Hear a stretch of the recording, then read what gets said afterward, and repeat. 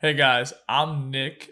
Obviously, we have been super busy. I don't think we've made a video in about 2 weeks, maybe a little bit less than that. Had a lot going on. Many of you watch our videos all the time, and we appreciate it. We have been producing a ton of 3D printed parts. We actually had to rearrange the entire office and move the video contraption over, build a shelf for the 3D stuff, which is now over there. Yeah, we've been busy. Okay, we've been shipping those things all over the place. My wife dropped off an order for the UK this morning. We have some going out to Utah tomorrow morning. Jig Head's going places. There's a lot going on. Plus, we've been running fishing trips, so we have been busy. Haven't had much time to do the Q&A series or just make videos and update you guys.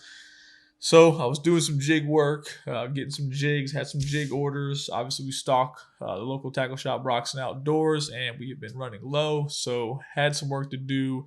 My wife and I spent some time in the garage this morning making that happen. And now I got to file them, label the bags, and get those things ready to be shipped out.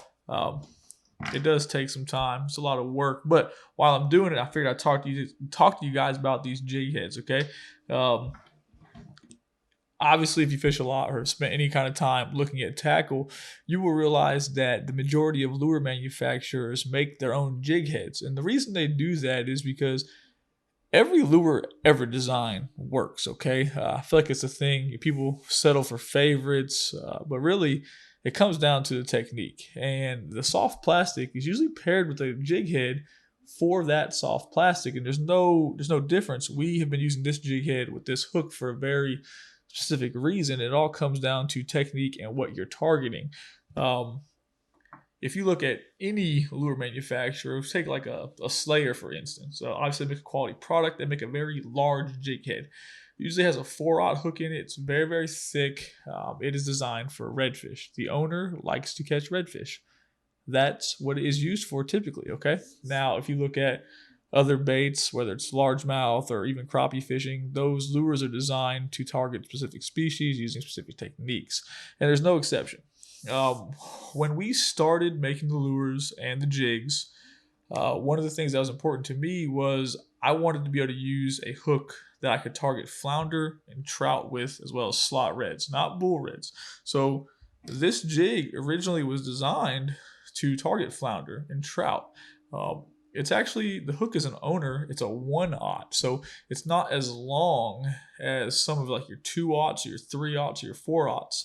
What that does is it keeps the hook closer to the lead, which stops the trout from having leverage when it shakes its head. It's pretty interesting. We went into a bunch of details about it at our flounder seminar last week or week before. But it makes a big difference, okay? If you don't get a real good hook set, you don't have a real sharp hook, and a trout comes up and shakes its mouth, and that lead is far from the hook point, the fish actually has leverage, and the hook will pull itself out. Now, for flounder, the 1/0 excels because it's smaller, and it allows a fish with a mouth that is sideways to get that hook in its mouth easier. That was a big benefit of going with the 1/0. Now, redfish are redfish. They call them rubber lips for a reason. If the hook goes in there, you just don't want it to bend. These are fantastic for slot reds.